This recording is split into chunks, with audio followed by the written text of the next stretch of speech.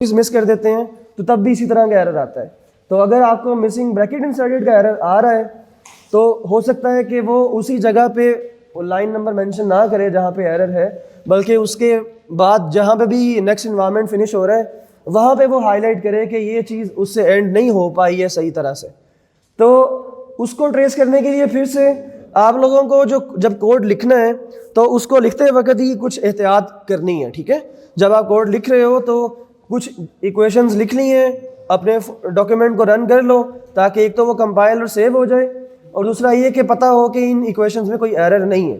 तो आपका डॉक्यूमेंट है, आपको पता है कि आपने उसमें क्या क्या लिखा हुआ है, कहाँ कहाँ लिखा हुआ है, कितना पार्ट आप रन कर चुके हो, ऑब्वियसली फिर उसमें एरर नहीं है, और कितना पार्ट आपने अभी ऐड किए, अगर एरर आया है तो उसी में आया, ठीक है। तो पूरा डॉक्यूमेंट इकट्ठा ही रन करोगे, पता भी नहीं है कि क्या चीज़ कहाँ है, तो फिर एरर को ढूंढना भी बहुत मुश्किल होगा फिर वहाँ पर। तो इस वजह से मुझे पता है कि हमने यहाँ पे किसी जगह पे अभी रिसेंटली ब्रैकेट का प्रॉब्लम क्रिएट की है, तो इसलिए उस जगह पे हमें वो ब्रैकेट को मैच करना है। तो हम इससे पहले जो है इससे ये इस पूरी इन्वायरमेंट के अंदर देखेंगे। अब तो एंड मल्टी कॉलम जो है वो स्टार्ट हुआ था यहाँ से, और इस पूरी इन्वायरमेंट के अंदर जो है रिसेंट जो भी चेंजेस किए गए हैं उनको हम मैच करेंगे। अब ये देखो इस ब्रैकेट के साथ जब कर्सर रखा गया है तो ग्रीन या येलो कलर में नहीं आया है बल्कि रेड में आया है, क्योंकि उसको इस ब्रैकेट का एंड मैच नहीं हुआ है, ठीक है। तो इस वजह से हम इस ब्रैकेट को रिमूव करेंगे, एक्स्ट्रा ब्रैकेट को, या इसका एंड जो नहीं है उस एंड को भी साथ रखेंगे, तो फिर ये डिस्प्ले में आ जाएगी। और जो ये टेक लैंग्वेज है ये कर्ली ब्रैकेट्स के लिहाज से थोड़ी ज़्यादा सेंसिटिव है। कर्ली ब्रैकेट्स में तो बिल्कुल आपके पास ऑप्शन नहीं है उसको मिस करने का, लेकिन बाकी जो ब्रैकेट्स हैं उनके लिए ये फिर भी इतना प्रॉब्लम क्रिएट नहीं करता है। फॉर एग्जांपल आपने इस तरह की कोई ब्रैकेट यूज़ कर ली है, स्टार्ट कर दी है, एंड नहीं की है, तो ये जस्ट डिस्प्ले करने के हवाले से एक कैरेक्टर ही है, उसको टाइप करना था। तो जी मेरा एक क्वेश्चन है, जैसे हम ओवरलिप पे काम कर रहे होते हैं, हाँ जी, वहाँ पे एरर आता है तो हमें ये मालूम पड़ जाता है कि इस लाइन में एरर है, हाँ लेकिन ये स्पेसिफिक वे नहीं बताता। ये बताता है कि एक पैरा में आपको हाईलाइटेड कर देता है कि आप ढूंढ लें जी बिल्कुल। और ओवरलिप तो हमें डायरेक्ट उसी पॉइंट पे ले जाता है कि ये आपका एरर है। ओवरलीफ जो है वो क्योंकि एक ऑनलाइन पोर्टल है तो वो उसमें कंट्रोल थोड़ा सा ज़्यादा है, ठीक है, लेकिन उसमें भी कुछ एरर्स हैं जो कि डिटेक्ट नहीं हो पाएंगे, और वो इसी तरह के हैं। कर्ली ब्रैकेट के हवाले से या बिगिन एंड जब मिस होता है तो उसमें ओवरलीफ के ऊपर भी आपको प्रॉब्लम होगा एरर फाइंड करने में, क्योंकि ये एरर की वो टाइप है जिसमें उसको हर इन्वायरमेंट जब एंड हो रहा है तो वो अपनी उस मिसिंग कर्ली ब्रैकेट को उससे मैच करने की कोशिश करेगा। तो इस वजह से उसकी एग्जैक्ट लोकेशन जो है वो क्लियर नहीं होगी, लेकिन ये पता होगा कि ये इन्वायरमेंट जो एंड हुए ये विद एरर एंड हुए, ठीक है। तो इसलिए उससे पीछे आपको एरर को ढूंढना है, सही है। तो लेकिन अभी जैसे मैं कह रहा हूँ कि कर्ली ब्रैकेट्स में तो बिल्कुल आप गुंजाइश नहीं है कि आप उसको रन नहीं कर सकते हैं अगर आपने उसको प्रॉपरली मैच नहीं किया हुआ। लेकिन ये जो पैरेंथेसिस हैं या स्क्वायर ब्रैकेट्स हैं ये एक आम कैरेक्टर के तौर पे हैं और ये कमांड्स का पार्ट नहीं होती हैं ज़्यादातर, तो इसलिए इनको अगर ये मैच नहीं भी आपने किया तो ये रन हो जाएंगे। लेकिन ऑब्वियसली जब रन होंगे तो फिर अगर मैच नहीं किया होगा तो रहेगा तो ये एडिटिंग के लिहाज से एक टाइपो ही, और ये उसको मैच जब करेगा तो ऑब्वियसली ये बताएगा कि आपने उसको जो है मैच नहीं किया हुआ। For example vertex set of G को जब हम लिखते हैं तो हम जो ब्रैकेट इस्तेमाल करते हैं वो इस तरह की होती है, और अगर मैंने इस ब्रैकेट को एंड नहीं किया तो स्टिल फाइल तो रन हो रही है, लेकिन ये मैथमेटिकली ये एक सही चीज़ तो नहीं लिखी हुई है ना, क्योंकि आपको इसकी ब्रैकेट को एंड करना है जो भी इसकी नोटेशन होती है, और आप जब इसकी ब्रैकेट्स को मैच करोगे तब भी आपको पता चलेगा कि ये वाली जो ब्रैकेट है ये फिलहाल वो कहीं आगे जाके एक ब्रैकेट से मैच करने की उसको स्टिल कोशिश कर रहा है, लेकिन क्योंकि ये इतनी इम्पॉर्टेंट नहीं थी ये वाली ब्रैकेट तो इसलिए उसने इसको फिर भी रन कर दिया, और जो भी करंट जो है वो उसका लेआउट बन रहा है प्रिंट कर दिया उसने और वो आपके सामने। तो जब आप इसको मैच कर दोगे तो एटलीस्ट ये वाला एरर ख़त्म हो जाएगा जो कि मिस मैचिंग की वजह से आ रहा था, और अपनी फाइल को आप रन कर सकते हो। तो अभी मैं आपको क्या एक्सप्लेन कर रहा हूँ कि यहाँ पे आप कुछ इन लाइन मैथमेटिक्स इस्तेमाल कर रहे हो। इन लाइन मैथमेटिक्स से क्या मुराद है कि आपने इंग्लिश लैंग्वेज इस्तेमाल करते हुए कुछ मैथमेटिक्स का पार्ट यूज़ करना है। तो इंग्लिश लैंग्वेज लिख रहे हैं हम, और हमें ग्राफ या कोई भी सेट इंट्रोड्यूस करना है या कोई भी मैथमेटिक्स का सिंबल इस्तेमाल करना है, तो आपने डॉलर्स का इस्तेमाल करना है। और आप यहाँ पे जब इसके सोर्स पे जाओगे तो वो सोर्स आपके सामने है। मैंने V ऑफ G लिखा है तो मैंने V ऑफ G को डॉलर में लिखा है। मैंने E ऑफ G लिखा है, मैंने E ऑफ G को भी डॉलर में लिखा है। मैंने यहाँ पे V of G equals a set लिखना था तो यहाँ पे हमने उसको भी डॉलर में लिखा है। और बार बार उस डॉलर को जो है वो बिगिन एंड नहीं करना है। जब आप पूरी वो चीज़ लिख लोगे तो उस पूरी इन्वायरमेंट के बाद आपने एक बार उसके शुरू में एक बार डॉलर यूज़ करना है और उस पूरी इन्वायरमेंट के बाद में एक बार डॉलर यूज़ करना है। तो जो चीज़ें यहाँ पे मैथ इन्वायरमेंट में हैं उनका टेक्स्ट जो है वो कुछ लाइट ग्रीन सा आपको यहाँ पे नज़र आ रहा होगा। तो यहाँ पे इस डॉलर के बाद जो मैं अभी हाईलाइट कर रहा हूँ वहाँ पे अपने कसर के ज़रिए, तो ये डॉलर हमने स्टार्ट किए, हमने एक नोटेशन डिफाइन की है। अब हमें सेट ब्रैकेट चाहिए। प्रॉब्लम क्या है यहाँ पे कि सेट ब्रैकेट जो है वो तो क्योंकि अब कमांड है तो आप वो उसको लेटेक को कैसे पता चलेगा कि ये करली ब्रैकेट जो है ये कमांड के लिए है और ये करली ब्रैकेट जो है उसको एज अ सेट प्रिंट करना है। तो इस वजह से ब्रैकेट्स के प्रिंट करने के हवाले से यहाँ पे आपको अगर कमांड नहीं है तो फिर एक बैक स्लैश साथ में इस्तेमाल करना पड़ेगा। तो यहाँ पे देखो कि करली ब्रैकेट से पहले एक बैक स्लैश यूज़ किया गया है और बैक स्लैश करली ब्रैकेट स्टार्ट आपको ये वाली करली ब्रैकेट प्रिंट में देगा और बैक स्लैश करली ब्रैकेट एंड आपको ये वाली करली ब्रैकेट प्रिंट में देगा। अगर बैक स्लैश नहीं लगाते हो तो फिर यहाँ पे करली ब्रैकेट स्टार्ट होगी, यहाँ पे करली ब्रैकेट एंड होगी, जस्ट उस करली ब्रैकेट के अंदर ये सेट होगा। करली ब्रैकेट जो है वो प्रिंट में नहीं आती है, तो आपका ये वाला सेट बीच में तो बन जाएगा एंट्रीज जो हैं, लेकिन करली ब्रैकेट्स आपको नज़र नहीं आएंगी। मिसाल के तौर पे मैं साथ में आपको ये करके भी दिखा देता हूँ। तो मैंने यहाँ पे बैक स्लैश नहीं इस्तेमाल किया, सिर्फ करली ब्रैकेट स्टार्ट और एंड किए। तो ब्रैकेट तो क्योंकि स्टार्ट भी हुई है एंड भी हो रही है तो इसलिए प्रॉपरली मैच भी हो जाएगा। तो मैच तो हो जाएगा लेकिन आपको जो प्रिंट चाहिए था वो प्रिंट नहीं होगा, ठीक है, क्योंकि आपको तो प्रिंट में करली ब्रैकेट प्रिंट में चाहिए ना। तो करली ब्रैकेट का अगर आपको प्रिंट करना है तो आपको बैक स्लैश जो है वो करली ब्रैकेट के साथ इस्तेमाल करना है।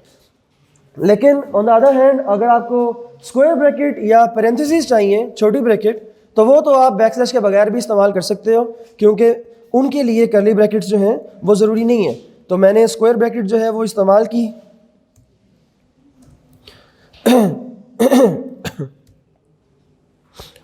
और स्क्वायर ब्रैकेट जो है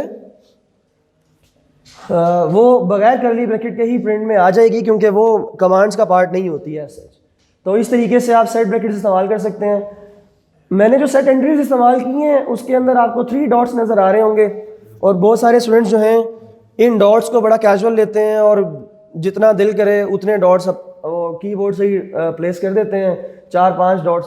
तो ये जो सो ऑन के लिए डॉट्स इस्तेमाल किए जाते हैं ये हमेशा 3 होते हैं और इनको एक प्रॉपर स्पेसिंग के साथ देना होता है। तो अगर कीबोर्ड से 3 डॉट स्पेसिंग के साथ भी दे दोगे तब भी उनका प्रिंट आप गौर करो कि इस तरह का नहीं होगा।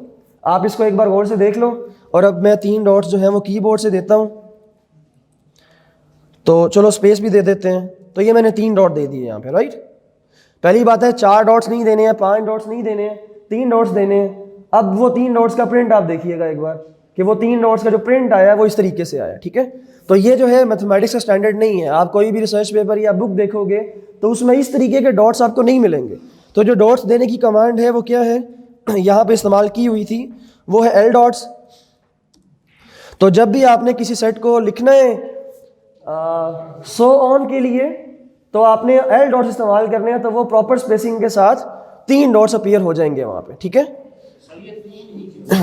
सो ऑन के लिए 3 डॉट्स ही होते हैं, यानी कि आपने फर्स्ट फ्यू एंट्रीज दे दी हैं। अब आप कहते हो कि कंटिन्यूइंग इन दिस वे, तो फिर आप सो ऑन कहते हो उसको, और सो ऑन के लिए 3 डॉट्स ही होते हैं ना। आपने एक एक्सप्रेशन देना है कि ये पैटर्न आगे जा रहा है, तो अगर 3 डॉट्स पे आपको सेटिस्फेक्शन नहीं मिल रही है तो फिर जितने मर्जी डॉट लगा लो नहीं मिलेगी, ठीक है। तो इसलिए 3 डॉट्स काफ़ी हैं। और फिर फर्दर ये कि अगर आपका सेट जो है वो अनबाउंडेड है तो आप यहाँ पे उस पैटर्न को इन्फिनिटी पे भी लेके जा सकते हो। इन्फिनिटी के लिए जो कमांड है वो है \infty। तो जब आप उसको करोगे प्रिंट तो यहाँ पे एक इन्फिनिटी अपीयर हो जाएगा, ठीक है।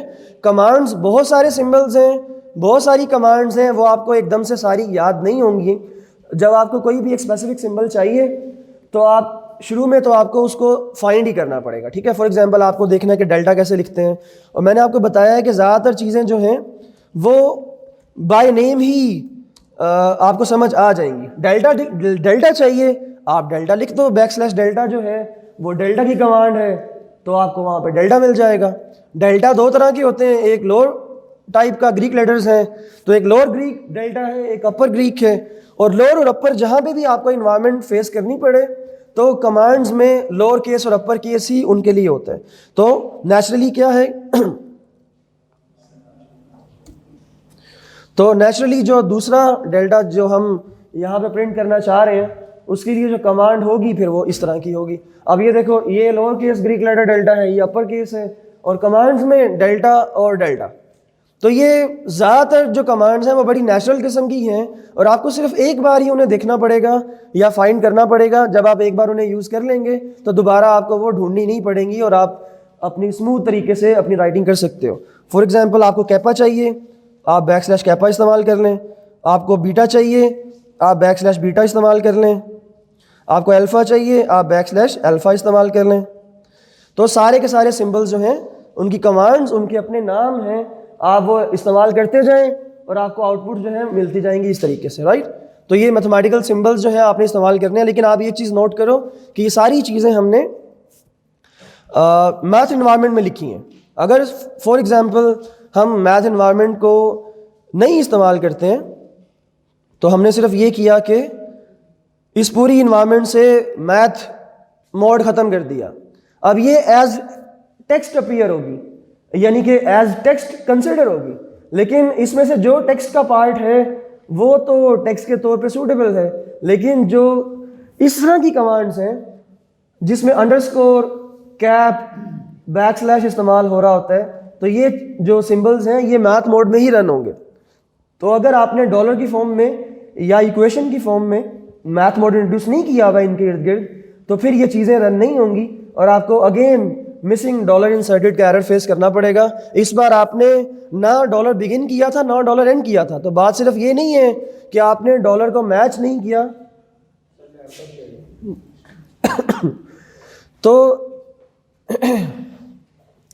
तो क्वेश्चन सिर्फ ये नहीं है कि आपने डॉलर लगा देंगे तो वो चीज़ मैथ मोड में कन्वर्ट हो जाएगी। लेकिन अभी क्योंकि हम इनलाइन मैथमेटिक्स यूज़ करना चाह रहे हैं, तो इनलाइन मैथमेटिक्स से मुराद ये है कि आपने जो इंग्लिश का पैराग्राफ लिखा हुआ है उसी पैराग्राफ के अंदर ही आपको ये चीज़ लिखी हुई चाहिए थी, पैराग्राफ की फॉर्म में ही, तो इसलिए इनलाइन मैथ कर रहे थे और आप उसको डॉलर में ही लिखते हैं। अब फॉर एग्जांपल आपको ये चीज़ इनलाइन नहीं चाहिए, जो चीज़ें बाकी लिखी हुई हैं आप उसके कोड को, ये फाइल मुझे आपको भेज दूंगा, आप इसके कोड को देख लीजिएगा, ये सब चीज़ें लिखना आसान है। फॉर एग्जांपल VJ है, तो जो भी चीज़ आपको सबस्क्रिप्ट में चाहिए उसको आपने अंडरस्कोर करना है, अंडरस्कोर के बाद जो भी चीज़ होगी वो अंडरस्कोर से पहले जो भी लिखा हुआ है उसके सबस्क्रिप्ट में चली जाएगी। अगर आपको सुपरस्क्रिप्ट चाहिए तो आप कैप इस्तेमाल करेंगे जो कि शिफ्ट 8 से आ जाता है, राइट, बल्कि सॉरी शिफ्ट 6 से आता है।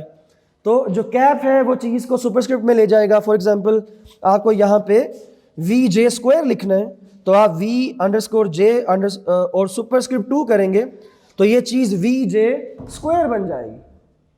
ठीक हो गया। अब यहाँ पे ऑर्डर का मसला नहीं है, आप पहले सबस्क्रिप्ट और बाद में कैप इस्तेमाल कर लें या पहले कैप और बाद में सबस्क्रिप्ट इस्तेमाल कर लें। जो चीज़ सबस्क्रिप्ट है उसने अंडरस्कोर उसने सबस्क्रिप्ट में जाना है, और जो चीज़ कैप में है उसने उसकी पावर में ही जाना है, ठीक है, सुपरस्क्रिप्ट में ही जाना है उसने। तो इस तरीके से अगर आपको ये, तो अगर आपने सिंगल डिजिट्स या लेटर्स जो हैं अगर उसको सबस्क्रिप्ट या सुपरस्क्रिप्ट में भेजना है फिर तो ये तरीका है कि जस्ट सिंगल अंडरस्कोर और सिंगल कैप जो है वो आपका पर्पस फुलफिल कर देगा। लेकिन अगर आपको मल्टीपल चीज़ों को लेके जाना है तो फिर आपको उन सब को एक इन्वायरमेंट में रखना पड़ेगा। फॉर एग्जांपल J=1, मुझे ये सारी चीज़ जो है ये चाहिए सबस्क्रिप्ट में, तो फिर मुझे उस मल्टीपल सारी चीज़ों को मुझे ब्रैकेट में इनक्लोज करना है ताकि वो सारा का सारा एक यूनिट कंसिडर हो, ठीक है। अब J=1 उसमें 3 चीज़ें इस्तेमाल हो रही हैं, J सिंबल और 1, और अब ये सब कुछ अगर मुझे सबस्क्रिप्ट में भेजना है तो मुझे इसको एक कर्ली ब्रैकेट में इनक्लोज करना है ताकि ये पूरा एक यूनिट के तौर पे इस्तेमाल हो, और जब उस पूरी चीज़ के बाहर अंडरस्कोर लगेगा तो वो ब्रैकेट स्टार्ट से एंड तक वो सारी चीज़ जो है वो सबस्क्रिप्ट में चली जाएगी। तो आप देखिए कि वो सारा पार्ट जो कि मैंने ब्रैकेट में क्लोज करके सबस्क्रिप्ट की है वो सारा पार्ट सबस्क्रिप्ट में चला गया। इसी तरीके से अगर मैं कैप वाली चीज़, अगर मल्टीपल चीज़ें मैं कैप में रखना चाह रहा हूँ तो फिर मैं उसको भी ब्रैकेट में क्लोज करूँगा, करली ब्रैकेट में, और जो जो चीज़ें मैं उसमें इस्तेमाल करूँगा वो सारी की सारी पावर में चली जाएंगी। ठीक है जी। नहीं, यहाँ देखो बैकस्लैश करली ब्रैकेट जो है वो तो करली ब्रैकेट प्रिंट करने का तरीका है ना। बैकस्लैश करली ब्रैकेट जो है वो करली ब्रैकेट को प्रिंट करना है। अगर वैसे आपने इस पूरी लाइन को एक यूनिट के तौर पे कंसिडर करना है तो करली ब्रैकेट स्टार्ट और एंड सिर्फ उस पूरी चीज़ को एक यूनिट बना देगी, ठीक है, लेकिन वो प्रिंट में नहीं आएगा, लेकिन वो किसी और ब्रैकेट के लिए या किसी और कमांड के लिए एक यूनिट बन जाएगा। मिसाल के तौर पे अगर आपको ये सारी चीज़ बोल्ड करनी है या इटैलिक करनी है तो मैं जितना पार्ट जो है वो करूँगा एम्फेसाइज की कमांड के अंदर, तो वो सारा का सारा पार्ट जो है वो इटैलिक हो जाएगा। तो आप देखिए कि let V of G simple graph with vertex, तो ये सारी चीज़ मैंने एक कर्ली ब्रैकेट में क्लोज कर दी है ना, तो ये सारा एक यूनिट बन गया। अब इस पूरे यूनिट पे आप बोल्ड की कमांड लगाना चाहें, इस पूरे यूनिट पे आप इटैलिक की कमांड लगाना चाहें, या कुछ भी इन्वायरमेंट इस पे डिफाइन करना है तो वो उसकी कमांड्स आप यहाँ पे इस्तेमाल करेंगे तो ये सारी उस चीज़ पे अप्लाई हो जाएंगी। कर्ली ब्रैकेट्स डिसाइड करती हैं कि जो भी इन्वायरमेंट है वो कहाँ से शुरू हो रहा है और कहाँ पे एंड हो रहा है। तो ये जो अंडरस्कोर या सुपरस्क्रिप्ट है ये भी एक इन्वायरमेंट ही है, और आपने डिसाइड करना है कि अंडरस्कोर कहाँ से कहाँ तक अप्लाई हो, तो आपने वो सारी चीज़ कर्ली ब्रैकेट में ले गए ताकि अंडरस्कोर को पता चले कि मुझे कहाँ से लेके कहाँ तक का जो पार्ट है वो सुपरस्क्रिप्ट या सबस्क्रिप्ट में लेके जाना है। हाँ जी, फॉर एग्जाम्पल स्क्वायर ब्रैकेट, ये तो मैंने सिर्फ एग्जाम्पल के तौर पे आपको दिया है, बताया था कि जो ये जो स्क्वायर ब्रैकेट है इसको प्रिंट में लाने के लिए आपको बैकस्लैश की ज़रूरत नहीं पड़ती है, लेकिन जो कर्ली ब्रैकेट है उसको प्रिंट में लाने के लिए आपको बैकस्लैश की ज़रूरत पड़ती है। तो मैंने उसकी एग्जाम्पल दी थी यहाँ पे, और मैंने कर्ली ब्रैकेट को प्रिंट किया था बैकस्लैश के साथ यहाँ पे, ताकि पता चले कि अगर आपको सेट बना के दिखाना है तो उसकी जो ब्रैकेट शो करनी है उसके साथ एक बैकस्लैश होना चाहिए। लेकिन पैरेंथेसिस या स्क्वायर ब्रैकेट्स जो हैं उनको प्रिंट करने के लिए आपको ज़रूरत नहीं है बैकस्लैश इस्तेमाल करने की। ठीक है, तो इस तरह के बहुत सारे ऑपरेशंस आप कर सकते हो, चीज़ों को सुपरस्क्रिप्ट करना, सबस्क्रिप्ट करना। मैथ इनलाइन मैथमेटिक्स के लिए जो चीज़ें रिक्वायर्ड हैं उसमें आपने सिर्फ डॉलर इस्तेमाल करना है, और उस इन्वायरमेंट के अंदर जो भी सिंबल्स लिखना चाह रहे हो वो सिंबल्स आप यूज़ कर सकते हो। आपने इसको मैथ मोड में तो नहीं लेके गए हैं, लेकिन फिर भी कन्वेंशन ये है फॉर्मल राइटिंग में, बेहतर ये है कि आप जो मैथमेटिक्स के सिंबल और जो इस तरह की चीज़ें हैं उन्हें इनलाइन मैथमेटिक्स मैथ मोड में ही इस्तेमाल करें। अब आप गौर से देखिए तो ये जो मैथ मोड में जब गया ये, तो मैथ मोड में ये थोड़ा सा इटैलिक हो गया, ठीक है। तो जो चीज़ें आपने मैथ मोड में लिखनी है वो आपने मैथ मोड में ही लिखनी है, चाहे वो छोटे छोटे सिंबल बार बार आ रहे हैं, आपने बार बार उन्हें डॉलर सिंबल के अंदर ही लिखना है, ठीक है। तो टाइपिंग करते वक्त आपने इन चीज़ों का ख्याल रखना है ताकि आपके थीसिस और पेपर्स में कम से कम इस तरह की इनफॉर्मेलिटीज़ हों। तो ये पूरा पैराग्राफ जो है इसमें बहुत सारी चीज़ें आपने इनलाइन मैथ के तौर पे इस्तेमाल की हैं, और कुछ आइडिया आपको हो गया होगा कि मुख्तलिफ सिंबल्स आपने कैसे इस्तेमाल करने हैं, सेट वगैरह बनाने हैं, या मैथ मोड में कुछ चीज़ें लिखनी हैं तो आपने कैसे लिखनी है। ये आखिरी लाइन में एक मैट्रिक्स की ijth एंट्री को डिफाइन किया गया है। आपको ये टेक्स्ट स्टूडियो जो है एक पार्शियल जूम भी ऑफर करता है कि आप कोई छोटा सा पार्ट अगर हाईलाइट करना चाह रहे हो देखने के लिए, तो यहाँ पे आप देखिए कि ये मैंने मैट्रिक्स की ijth एंट्री को डिफाइन करना था यहाँ पे, तो उसके लिए कोड क्या होना चाहिए, तो ये तो सिंपल ए है, bracket start G bracket end equal, square bracket के लिए भी कोई मसला नहीं होता, ये तो डायरेक्ट प्रिंट हो जाती है। ए आई जे के लिए ऑब्वियसली आई और जे दोनों अंडरस्कोर पे जाएंगे, तो यहाँ पे आप देखिए कि आई जे दोनों जो हैं वो एक ब्रैकेट के अंदर अंडरस्कोर के साथ हैं, ठीक है। फिर स्क्वायर ब्रैकेट के बाहर आपने n क्रॉस n दी है, तो n क्रॉस n क्योंकि डायमेंशन है तो फिर उसको भी सबस्क्रिप्ट में होना चाहिए, ना कि ए के पैरेलल आप टेक्स्ट के तौर पे उसको लिख दें, ठीक है। तो इसलिए स्क्वायर ब्रैकेट को एंड करने के बाद आपने अंडरस्कोर इस्तेमाल किए, ताकि वो स्क्वायर ब्रैकेट जहाँ ख़त्म हो रही है उस स्क्वायर ब्रैकेट के सबस्क्रिप्ट में जाए, और उसके बाद एक करली ब्रैकेट के अंदर आपने n टाइम्स n लिखा है, तो n और n तो प्रिंट में आएंगे, और टाइम्स जो है वो एक इस तरह एक टाइम की जो सिंबल है उसमें कन्वर्ट हो जाएगा। तो टाइम्स के लिए आपने टाइम्स ये यूज़ करना है, और ये आप इस तरह से ये एक्सप्रेशन आपका आ जाएगा। सही हो गया। तो ऑन द गो जो है वो आपको केसेस डिफाइन करने भी आ जाएं, तो ये मैंने केसेस की एग्जांपल के तौर पे एक दो केसेस भी बनाए हैं। अगर आपको एक मैट्रिक्स डिफाइन करना है, उसकी एंट्रीज जो हैं वो कुछ केसेस की फॉर्म में आती हैं, तो उसके लिए आपने क्या करना है तो यहाँ पे वो डिफाइन किया हुआ है, ये जो कोड लिखा हुआ है। तो बैकस्लैश करली स्क्वायर ब्रैकेट अभी तक मैंने आपको नहीं बताया है। अगर आपको सिंपल स्क्वायर ब्रैकेट देना मकसद है तो फिर तो आप स्क्वायर ब्रैकेट देंगे और वो प्रिंट में आ जाएगी। बैकस्लैश स्क्वायर ब्रैकेट जो है अगर वो आप देते हैं तो वो एक इक्वेशन के पैरेलल एक एनवायरनमेंट है, उसमें वो सारी चीज़ जिसमें वो जो उसके अंदर इनक्लोज होती है वो पेज के सेंटर में एक मैथमेटिक्स का एक पार्ट इक्वेशन के तौर पे अपीयर हो जाता है। तो हमने बैकस्लैश स्क्वायर ब्रैकेट स्टार्ट की ताकि ये सारी चीज़ सेंटरलाइन हो जाए। आई जे एंट्री दी है, इक्वल सिंबल लगाया, यहाँ तक सारा कुछ हो गया इस लाइन में।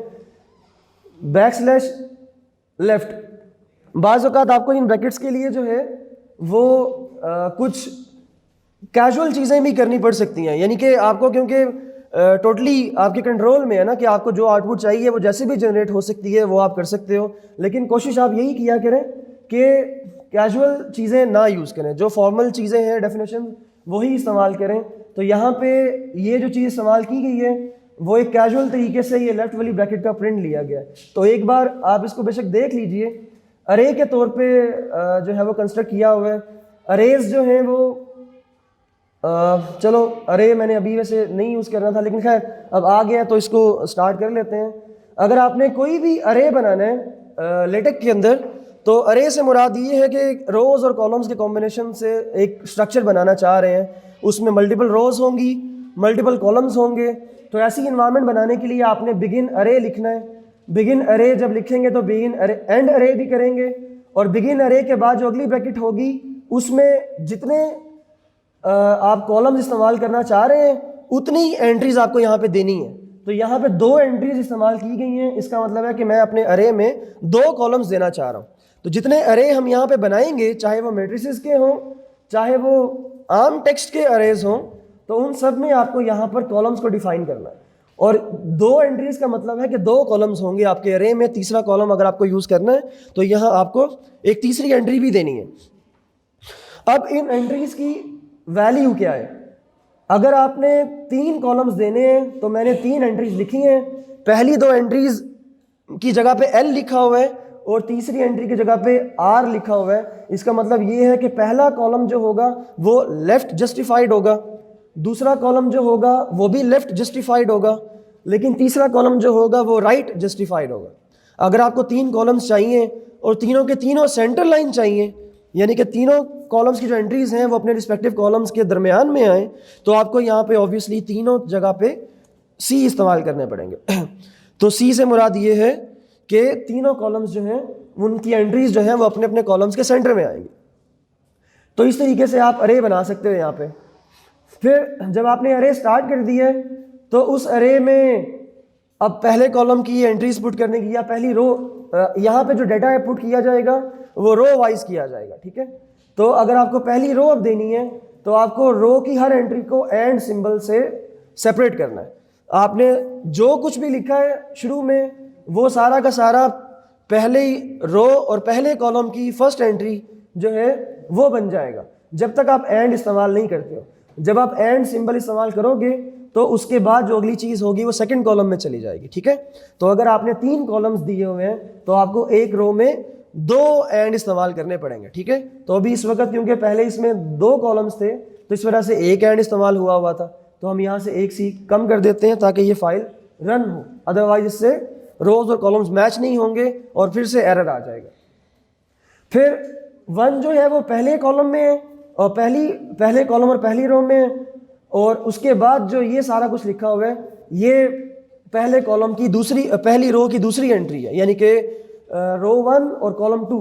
तो ये सारा कुछ जो है ये एक अरे है।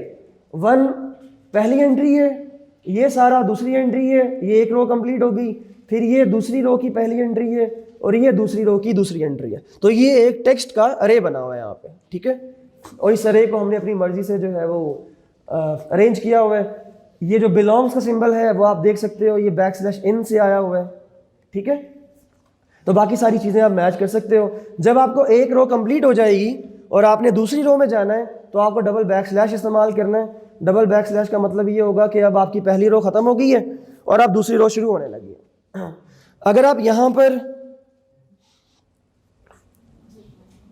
एंड्स को मैच नहीं कर पाते हो और कोई जो है वो अलाइनमेंट का मसला क्रिएट करते हो तो जो एरर अपीयर होगा वो मिसप्लेस्ड अलाइनमेंट टैब का होगा, ठीक है।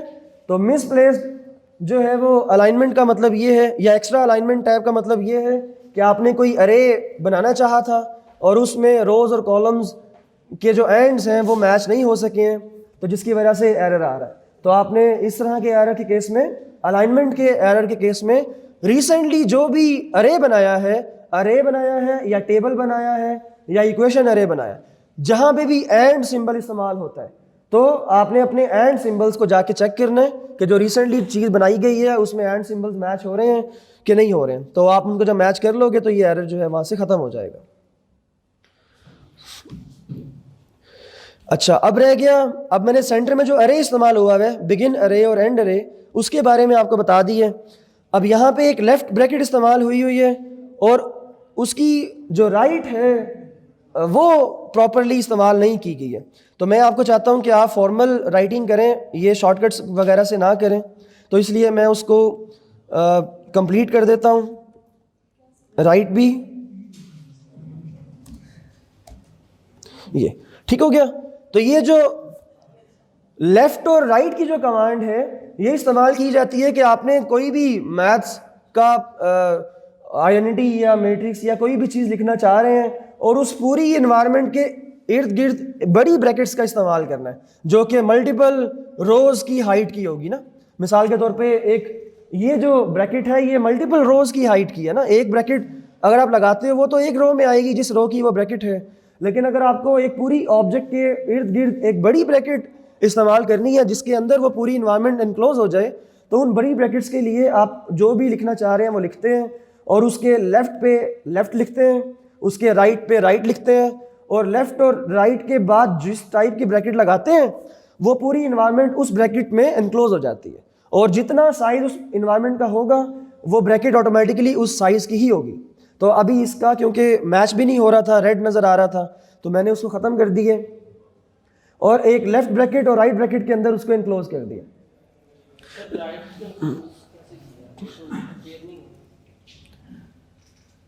अच्छा मैं बताता हूँ।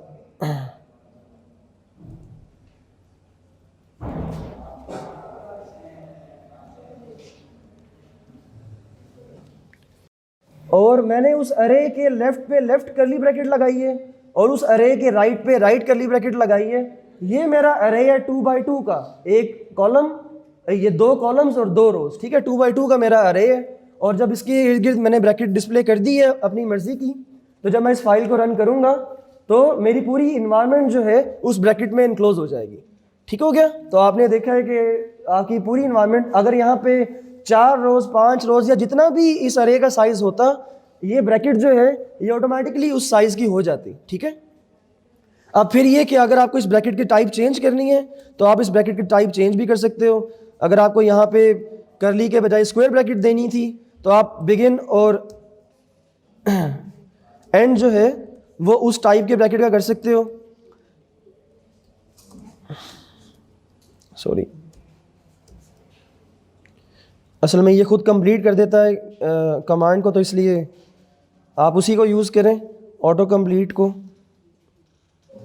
और जब आपने लेफ़्ट और स्टार्ट ब्रैकेट, राइट और स्टार्ट ब्रैकेट दिया है और ब्रैकेट की टाइप स्क्वायर कर दी है, तो ऑब्वियसली वो स्क्वायर ब्रैकेट स्टार्ट होगी, स्क्वायर ब्रैकेट एंड होगी और जितना भी साइज़ है इन्वायरमेंट का उतनी ब्रैकेट आ जाएगी। सही है। लेकिन आपने नोट किया है कि जब भी करली ब्रैकेट प्रिंट करनी है तो उसके साथ बैकस्लैश लगेगा। अभी मैंने यहाँ पे कर्ली ब्रैकेट लेफ्ट पे लगाई थी तो मैंने बैक स्लैश कर्ली ब्रैकेट लगाई थी यहाँ पे, और जब उसको राइट किया था तब भी बैक स्लैश कर्ली ब्रैकेट किया था, लेकिन जबकि पैरेंथेसिस और स्क्वायर ब्रैकेट में जस्ट वो ब्रैकेट लगा देना काफ़ी है। अच्छा, फिर फर्दर ये कि इक्वेशन जो है अब ये तो इससे पहले जो पैराग्राफ था उसमें तो हम इन लाइन मैथमेटिक्स इस्तेमाल कर रहे थे, ठीक है। मल्टी कॉलम्स का भी मैंने बता दिया कि मल्टी कॉलम्स जो हैं वो हेल्प करते हैं अगर आपने मल्टी कॉलम्स में अपना टेक्स्ट यूज़ करना है। अब ये जो इक्वेशन दी हुई है ये इन लाइन मैथमेटिक्स नहीं है। अगर आपके पास क्वेश्चन,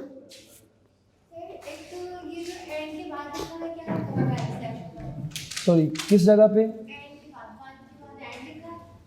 एंड, हाँ जी, एम बॉक्स, हाँ, ये जो बैक स्लैश एम बॉक्स है, backslash M box, backslash text, ये इन्वायरमेंट्स हैं कि अगर आपने मैथ मोड के अंदर रहते हुए कोई इंग्लिश का वर्ड यूज़ करना है, असल में मैथ मोड के अंदर रहते हुए हम टेक्स्ट यूज़ नहीं कर सकते, इसीलिए तो हम बार बार यहाँ पे टेक्स्ट के लिए सिंपल, मेरे कसर को फॉलो करें, मैं टेक्स्ट के लिए सिंपल और मैथ मोड के लिए डॉलर इस्तेमाल करते हैं।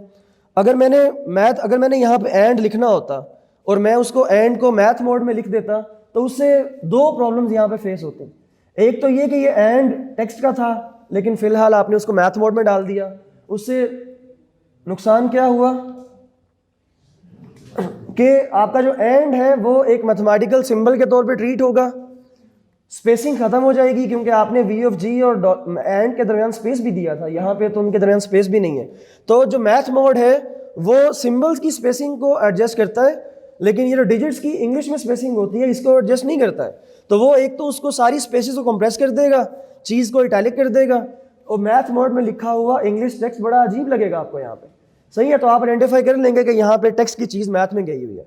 तो अगर आपको यहाँ पे केसेस के तौर पे इफ़ लिखना था या अदरवाइज लिखना था तो ये अगर टेक्स्ट मैथ मोड में लिखा जाता तो ये स्पेसिस भी यहाँ पे कम फील होती और इटैलिक भी फील होता है यहाँ पे, ठीक है। लेकिन हमें ऐसा नहीं करना है, तो इसलिए, लेकिन इन्वायरमेंट तो ये मैथ मोड का ही रहेगा क्योंकि इस पूरे इन्वायरमेंट के इर्द गिर्द आपने मैथ मोड इस्तेमाल किया हुआ है। मैथ मोड जो है इन लाइन टाइप का वो तो आपने सिंगल डॉलर से यूज़ किया है, लेकिन अगर आप उसको डबल डॉलर में ले जाते हो तो यहाँ पे मैंने इस पूरी चीज़ के इर्द गिर्द डबल डॉलर स्टार्ट और डबल डॉलर एंड किया हुआ है, राइट। तो अगर आप डबल डॉलर के दरमियान में कोई चीज़ डिफाइन करते हो तो वो इन लाइन नहीं रहती है, वो पैराग्राफ से निकल के एक न्यू लाइन में चली जाएगी ऑटोमेटिकली और अपनी कोरस्पॉन्डिंग रो के अंदर सेंटर लाइन भी हो जाएगी, ठीक है। तो अगर यहाँ पे तो खैर इसकी लेंथ पहले ही काफ़ी ज़्यादा है तो आपको फील नहीं हो रहा होगा कि ये सेंटर लाइन है कि नहीं, लेकिन अगर आप इसको कुछ फालतू पार्ट को रिमूव कर दें तो आपको पता चल जाएगा कि ये सेंटर लाइन पार्ट है। अच्छा, तो अब आप यहाँ पे देखिए कि ये जो पूरा मैंने इन्वायरमेंट बनाया है ये न्यू लाइन में भी चला गया है और ये और लाइन के सेंटर में भी आ गया है और ऑटोमेटिकली मैथ मोड का पार्ट है क्योंकि इसके अंदर सारी चीज़ें मैथ मोड में लिखी हुई हैं। तो डबल डॉलर ये काम करता है कि मैथमेटिक्स का एनवायरनमेंट क्रिएट करता है, उसको न्यू लाइन में लेके जाता है और सेंटर लाइन भी कर देता है, यानी कि आप समझ लें कि एक इक्वेशन की तरह की चीज़ है। लेकिन एक प्रॉब्लम है कि आप इस तरह की इन्वायरमेंट को नंबरिंग नहीं कर सकते हो। अगर आपको एक मैथ की चीज़ है और वो आपने डबल डॉलर में डिफाइन कर दी है तो आप उसको यहाँ पे नंबरिंग भी करना चाह रहे हो ताकि फ्यूचर रेफरेंस के लिए उसको इस्तेमाल कर सको उसके नंबर को, तो वो फिर आपको इक्वेशंस के ज़रिए ही करना पड़ेगा।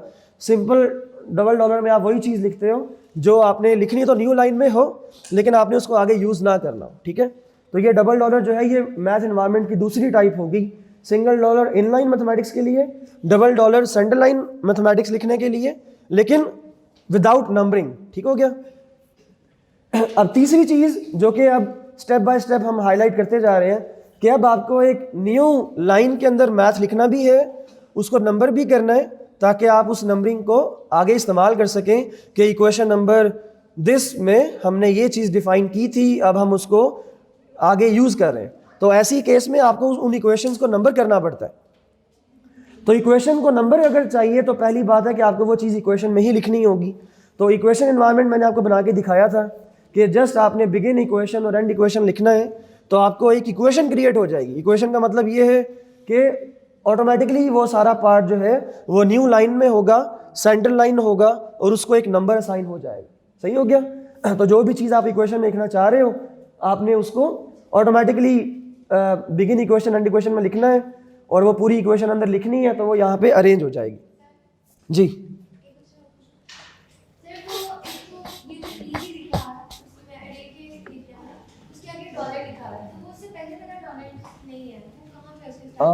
मुझे थोड़ा सा दोबारा बताइएगा कहाँ पे है? बिगिन अरे से, हाँ जी, ई जी ये वाला, हाँ। अच्छा अब ये देखो, आपने सबसे पहले एक मैथ इन्वायरमेंट स्टार्ट किया, मैथ इन्वायरमेंट के अंदर प्लेन टेक्स्ट लिखने के लिए आपने एम बॉक्स इंट्रोड्यूस किया और फिर आपको दोबारा से उसके अंदर मैथ मोड यूज़ करना पड़ गया। वो मैथ मोड एम बॉक्स में अप्लाई नहीं हो रहा है। एम बॉक्स के अंदर जो कुछ लिखा हुआ है वो सारा प्लेन टेक्स्ट है, तो फिर आप यहाँ पे अंडरस्कोर इस्तेमाल नहीं कर सकते क्योंकि अंडरस्कोर तो मैथ मोड में लगता है। ठीक हो गया? तो यहाँ पे वी आई और वी जे और बैकस्लैश इन को वर्किंग में लाने के लिए आपने इन चीज़ों के इर्द गिर्द फिर से डॉलर लगाया ताकि फिर से ये मैथ मोड में चली जाए। क्लियर है? क्योंकि नहीं बिगिन भी यहाँ पर इसको ये देखो ना, वी आई से शुरू किया ना यहाँ पे। ओके तो हाँ जी बोले।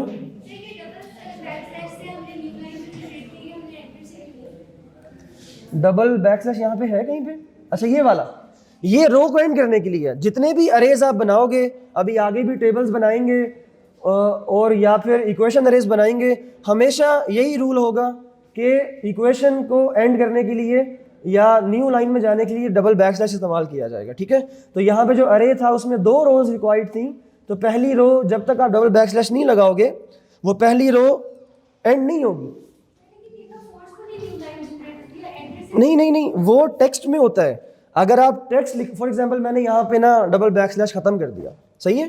डबल बैकस्लैश खत्म करने से ये एक रो बन गई है 4 एंट्रीज वाली, क्योंकि उसकी फर्स्ट एंट्री है 1, सेकेंड एंट्री है ये। क्योंकि डबल बैकस्लैश नहीं है तो रो खत्म नहीं हुई, इसलिए पहली रो की 3rd एंट्री ये है और पहली रो की 4थी एंट्री ये है। तो इस वक्त ये एक ऐसा अरे है जिसमें एक रो और कितने कॉलम्स हैं? 4 कॉलम्स हैं। और ये तब तक रन नहीं होगा जब तक आप या तो यहाँ पे 4 कॉलम्स ना कर दें। वो आप कैसे करेंगे कि यहाँ पे 4 कॉलम्स लगा देंगे। क्लियर है? या तो आप इसको एक रो, क्योंकि जब तक वो तो कोड रन कर रहा है ना, जब तक यहाँ पे डबल बैकस्लैश नहीं है तब तक उसको नहीं पता चलेगा कि न्यू लाइन स्टार्ट करना चाह रहे हो। सिंगल एंटर यहाँ पे कोई भी टेक्निकल चेंज क्रिएट नहीं करता है। मिसाल के तौर पे आपको ये चीज़ मैं यहाँ टेक्स्ट से समझाता हूँ। अगर आपने यहाँ पे वर्टेक्स सेट के बाद एक बार एंटर कर दिया तो आपका क्या ख्याल है कि जो वी ऑफ जी है वो न्यू लाइन से स्टार्ट होना चाहिए, क्योंकि मैंने वर्टेक्स सेट के बाद यहाँ पर एक बार एंटर प्रेस किए, क्योंकि पहले तो ये इस तरह से लिखा हुआ था ना। चलो वो तो पहले ही उधर जा रहा है। चलो मैं विद के बाद, अब यहाँ पे मैं चाह रहा हूँ कि मुझे लाइन ब्रेक करना है, तो मैं विद के बाद एक बार एंटर प्रेस करता हूँ। तो सिंगल एंटर को ये बिल्कुल कंसिडर नहीं करेगा। न्यू लाइन ये जैसे चल रहा था उसी तरीके से अभी भी लिखेगा, और विद जो है वो वर्टेक्स सेट जो है वो विद के बाद ही आएगा, उसी लाइन में आएगा, क्योंकि सिंगल एंटर जो है वो कोई टेक्निकल चेंज क्रिएट नहीं करता। मैंने कल बताया था अगर आपको न्यू लाइन चाहिए तो डबल एंटर होगा, लेकिन डबल एंटर से जो चीज़ है वो न्यू पैराग्राफ के तौर पे आ जाएगी। तो फिर उससे होगा ये कि जो वर्टेक्स सेट है वो न्यू पैराग्राफ न्यू लाइन से शुरू करेगा। जो फोर्सफुल न्यू लाइन क्रिएशन है वो डबल बैकस्लैश है, और डबल बैकस्लैश के बाद अगर आप नई भी लाइन को खुद से ब्रेक करते तो इसको पता है कि डबल बैकस्लैश क्योंकि आ चुका है, तो इसलिए जो वर्टेक्स सेट है उसको न्यू लाइन में ही लेके जाना चाहिए। क्लियर है? तो मैंने वर्टेक्स सेट को हालांकि वहीं लिखा रहने दिए, विद के बाद डबल बैकस्लैश लगाया, तो विद के बाद लाइन खुद ब खुद ब्रेक हो गई है और नई चीज़ नई लाइन से आई है। क्लियर है ये बात? अगर आप डबल बैकस्लैश भी दे देते हो और उसके बाद 2 बार एंटर भी कर देते हो तो आपका न्यू पैराग्राफ भी बनेगा, लेकिन एक खाली लाइन अपीयर भी होगी, जो कि अक्सर स्टूडेंट्स अपने थीसिस और पेपर्स में करते हैं कि इन अपने पैराग्राफ्स को डबल बैकस्लैश से एंड भी करते हैं और 2 बार एक खाली लाइन भी छोड़ते हैं। उससे दोनों पैराग्राफ्स के अंदर एक खाली लाइन यहाँ पे क्रिएट भी होती है। तो डबल बैकस्लैश आप पहले तो कोशिश करें कि आप यूज़ ही ना करें और पैराग्राफ्स को डबल एंटर से ही क्रिएट करें। ठीक है? तो ये जो बैकस्लैश है, डबल बैकस्लैश, ये फोर्सफुल क्रिएशन है न्यू लाइन की। ये बात क्लियर है? अरेज को क्रिएट करने के लिए डबल बैकस्लैश ज़रूरी है जब तक आप उस अरे की नेक्स्ट रो में जाना चाह रहे हैं। तो अगर आप अरे की न्यू लाइन में जाना चाह रहे हैं तो फिर आपको अरे की फर्स्ट लाइन जो है वो डबल बैकस्लैश से एंड करनी है ताकि आप अरे की अगली लाइन को एडिट कर सकें। तो ये हमने इस तरीके से अरे बना लिया। अच्छा, अब हमें एक इक्वेशन यूज़ करनी है। उस इक्वेशन में उसको हमने सिंपल बिगिन इक्वेशन और एंड इक्वेशन से लिस्ट किया हुआ है। एक चीज़ जो और यहाँ पे नज़र आ रही है वो ये 0 है, और क्योंकि इस वक्त जो नंबरिंग का सीक्वेंस यहाँ चल रहा है वो सेक्शन, सब सेक्शन और फिर ऑब्जेक्ट का नंबर है कि सेक्शन 1 सब सेक्शन नंबर 0, क्योंकि सब सेक्शन यहाँ पे है नहीं, और फिर उस सब सेक्शन के अंदर पहली इक्वेशन। तो अगर मैं यहाँ पे चाहता हूँ कि ये 0 ना रहे तो मुझे यहाँ पे एक सब सेक्शन भी इंट्रोड्यूस करना है। तो उसके लिए या तो मैं यहाँ पे सब सेक्शन खुद दे दूँ,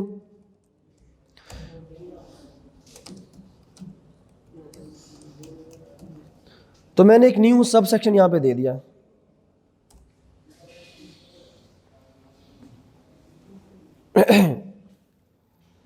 तो उससे क्या होगा कि ऑब्वियसली सेक्शन नंबर 1 चल रहा था, अब उस सेक्शन के बाद उसकी कमांड क्या थी, बैकस्लैश सेक्शन। सेक्शन देने से सेक्शन आएगा, सब सेक्शन देने से जो भी सेक्शन चल रहा है उसका एक सब सेक्शन क्रिएट होगा।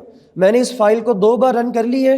इससे एक चीज़ क्या चेंज होगी, जो मैंने आपको पहले बताया था कि जो कंटेंट्स लाइन है उसमें जितने भी सेक्शन और सब सेक्शन आपके डॉक्यूमेंट में इंट्रोड्यूस हो चुके हैं वो भी अपडेट होते चले जा रहे हैं। आप नए सब सेक्शन या सेक्शन देते जाएंगे, वो सारे यहाँ पे ऑटोमेटिकली अपडेट होते जाएंगे कि आपके डॉक्यूमेंट के कितने सेक्शंस हैं। ये कंटेंट लाइन सिर्फ टेबल ऑफ कंटेंट की कमांड से खुद ब खुद क्रिएट हो रही है। तो क्योंकि अब हम सब सेक्शन दे चुके हैं तो पहला चेंज तो ये आया कि इक्वेशन नंबरिंग जो है उसमें वो ऑड चीज़ खत्म हो गई है कि वो 0 जो आ रहा था क्योंकि उसका कोई कोरस्पॉन्डिंग सब सेक्शन था नहीं। तो अब ये क्योंकि फर्स्ट सेक्शन और फर्स्ट सब सेक्शन के अंदर इक्वेशन नंबर 1 है तो अब इसका नंबर अप्रोप्रिएट है। लेकिन कुछ केसेस में हम ये 3 डिजिट्स वाला नंबर रिक्वायर ही नहीं करते हैं, हम चाहते हैं कि जस्ट 2 डिजिट्स वाला नंबर ही रहे, यानी कि 1.1, 1.2। तो उसको भी आप कंट्रोल कर सकते हैं। उसके लिए जो कमांड यहाँ पे दी हुई है वो है नंबर विद इन की या काउंटर विद इन की, ये है। तो आप यहाँ पे जाएं, जो शुरू में प्रेम्बल हमने डिफाइन की हुई है वो पूरे डॉक्यूमेंट का स्टाइल है ना वो। तो इस पूरे स्टाइल के अंदर यहाँ पे काउंटर विद इन की जो कमांड है ये नंबर की टाइप को डिफाइन करता है, और काउंटर विद इन के अंदर पहली जो आर्ग्यूमेंट है वो आपसे ये पूछ रहा है कि आपने किस चीज़ की नंबरिंग को चेंज करना है, और फिर अगला आर्ग्यूमेंट जो है वो बता रहा है कि आपने उस नंबरिंग को किस चीज़ पर डिपेंड करवाना है। तो ये इक्वेशन की नंबरिंग को डील करेगा और इक्वेशन नंबरिंग को डिपेंड करवाएगा सब सेक्शन की नंबरिंग पे। तो इस वजह से वो ऐसे आ रहा है। लेकिन अगर आप इसको यहाँ पे सब सेक्शन के बजाय सेक्शन कर देते हैं तो उससे क्या होगा,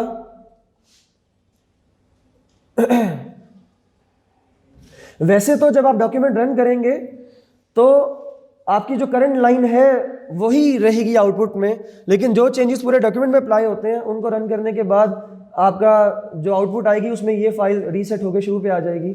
अब देखिए हमने इसका जो काउंटर था वो सब सेक्शन के बजाय सेक्शन पे ले गए, तो इस वजह से सब सेक्शन की नंबरिंग पर डिपेंड नहीं करेगा, सिर्फ फर्स्ट सेक्शन और उसके अंदर फर्स्ट इक्वेशन। तो ये 1.1 पे आ गया, ठीक है। तो आप इस नंबरिंग को भी कंट्रोल कर सकते हो। अब ये कि आपको फॉर एग्जांपल इक्वेशन के अंदर इक्वेशन तो दे दी है, लेकिन इस इक्वेशन का नंबर आपको नहीं चाहिए, आप इसके नंबर को कंप्रेस करना चाह रहे हैं, तो आप यहाँ पे इस इक्वेशन की जो कमांड है उसमें बिगिन इक्वेशन के साथ बिगिन इक्वेशन स्टार लगा दें। तो स्टार जो है throughout the tech language वो कोरिस्पॉन्डिंग चीज़ के नंबर को सप्रेस करने के लिए होता है। जिस चीज़ के आखिर में स्टार लगेगा वो उस चीज़ का नंबर जो है वो सप्रेस कर देगा और यहाँ से उस इक्वेशन का नंबर जो है वो गायब हो जाएगा, ठीक है। तो अगर आपको इक्वेशन ही देनी है तो इक्वेशन दीजिए, उस इक्वेशन में जो भी लिखना है वो लिखिए, और अगर आप स्टार कर देंगे तो उस इक्वेशन का नंबर गायब हो जाएगा।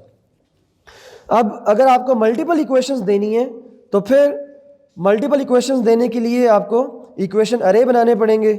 इक्वेशन अरे जो है वो अलाउ करता है कि आप कई इक्वेशंस को यूज़ करके एक अरे बना लें और वो अरे की सारी इक्वेशंस जो हैं वो फ्रॉम टॉप टू बॉटम एक बड़े अच्छे तरीके से अलाइन की गई हो, तो उसके लिए जो कमांड है वो है इक्वेशन अरे, EQUARRAY, इक्वेशन अरे। इक्वेशन अरे में जो चीज़ भी लिखी जाएगी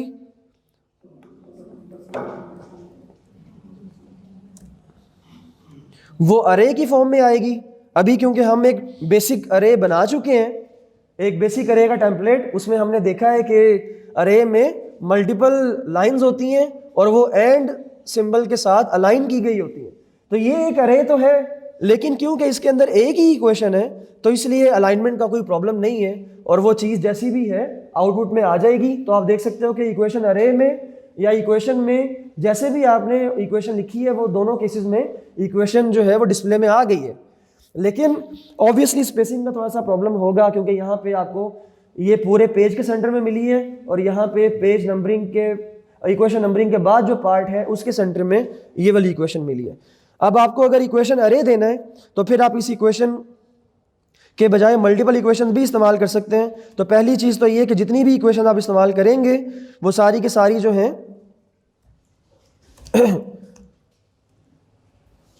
फॉर एग्जाम्पल मैंने एक अरे बनाना है, उसमें 4 इक्वेशंस देनी है। तो पहली बात तो ये कि मैं हर इक्वेशन को डबल बैकस्लैश से एंड करूंगा ताकि मेरे कोड को पता हो कि यहाँ पर इक्वेशन एंड हो रही है और उसके बाद यहाँ से नई इक्वेशन शुरू होनी है। फिर फर्दर ये कि मल्टीपल इक्वेशंस के केस में आपको चीज़ें अलाइन करनी पड़ेंगी कि कोड को पता हो कि जो मल्टीपल इक्वेशंस आई हैं इनको एक दूसरे के साथ किस तरीके से अलाइन करना चाहिए हमें। तो फिर उस केस में हमें जो अलाइनमेंट टैब यहाँ पे देना होगा वो 2 एंड्स की फॉर्म में होगा। सिंपल अरे के केस में तो आपने देखा था कि वो तो रोज और कॉलम्स को सेपरेट करता है, तो उसमें तो जो एंड्स हैं वो नंबर ऑफ कॉलम्स के लिहाज से होते हैं। लेकिन जो इक्वेशन अरेज हैं, इक्वेशन अरेज में ये होता है कि हर इक्वेशन में 2 एंड्स इस्तेमाल किए जाते हैं और हर इक्वेशन में जो 2 एंड्स होते हैं वो डिस्प्ले में सारे के सारे एंड्स वर्टिकली अलाइन कर दिए जाते हैं और आपकी इक्वेशंस जो हैं वो सारी की सारी बिल्कुल मैच हो जाती हैं एक अरे की फॉर्म में। अगर यहाँ पर कुछ इक्वेशंस की लेफ्ट हैंड साइड्स छोटी हों और राइट हैंड साइड्स बड़ी हों तो तब भी जो है ये अरे बड़े परफेक्ट तरीके से रन करेगा क्योंकि आपने कोड को क्लियर बता दिया है कि हर इक्वेशन का कौन सा पार्ट एक दूसरे के ऊपर रखना है। क्लियर? तो जब आप हर इक्वेशन में एक डबल एंड इस्तेमाल किया हुआ है, आउटपुट में जब वो डबल एंड सारे के सारे ऊपर से नीचे अलाइन होंगे तो आपका अरे बड़े सोफिस्टिकेटेड तरीके से यहाँ पर अपीयर हो जाएगा अरेंज करने के बाद। ठीक हो गया? अब यहाँ पे एक चीज़ जो आपको कंट्रोल करनी है वो ये कि बाज़ औक़ात बल्कि अक्सर औक़ात यूँ होता है कि जो अरेज इस्तेमाल किए जाते हैं, अरे में यूजुअली हर इक्वेशन को नंबर देना ज़रूरी नहीं होता। बाज़ औक़ात हम अरेज को एक इक्वेशन को दूसरे से डिराइव करके एक अरे बनाते हैं और अमूमन हमें उस अरे की कॉरस्पॉन्डिंग जो लास्ट इक्वेशन होती है उसको ही नंबर रिक्वायर्ड होता है, प्रीवियस इक्वेशंस को नंबर रिक्वायर्ड नहीं होता। अगर तो मैं इस अरे को स्टैटिक कर दूंगा तो फिर तो यूँ होगा कि सारी की सारी जो इक्वेशंस हैं उनके नंबर्स क्या होने चाहिए, ख़त्म हो जाने चाहिए। तो ऑब्वियसली वही होगा कि इक्वेशन अरे को मैंने स्टैटिक कर दी है तो सबके नंबर ख़त्म हो गए हैं। किसी एक को नंबर देना है तो ऑब्वियसली आपको यहाँ पे स्टैटिक इस्तेमाल नहीं करना है, बल्कि स्टैटिक के बगैर जब आप अरे बना लेंगे और हर इक्वेशन को नंबर मिल जाएगा तो जिस इक्वेशन को नंबर नहीं चाहिए सर आज क्या